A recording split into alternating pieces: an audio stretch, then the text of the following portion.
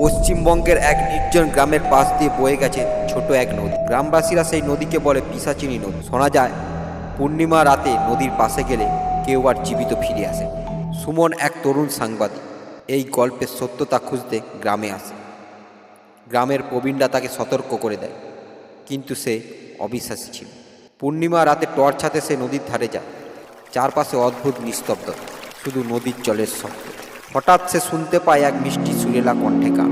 আশেপাশে কাউকে না দেখে সে সুরের দিকে এগোতে থাকে। নদীর ধারে এসে দেখে এক অপূর্ব সুন্দরী মেয়ে সাদা শাড়ি পরে চুল মেলে জলের ধারে বসে আছে। মেয়ে সুমনের দিকে তাকিয়ে মিষ্টি হেসে তাকে কাছে ডাকে। সুমন মন্ত্রমুগ্ধের মতো এগিয়ে যায়। ঠিক তখনই মেয়েটির মুখ বিভৎস হয়ে ওঠে। তার লালচে চোখ, লম্বা নখ আর ধারানো দাঁত উঁকি দেয়।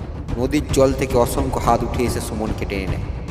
পরের দিন সুমনের টর্চ নদীর ধারে পড়েছিল, কিন্তু তাকে আর খুঁজে পাওয়া গেল না।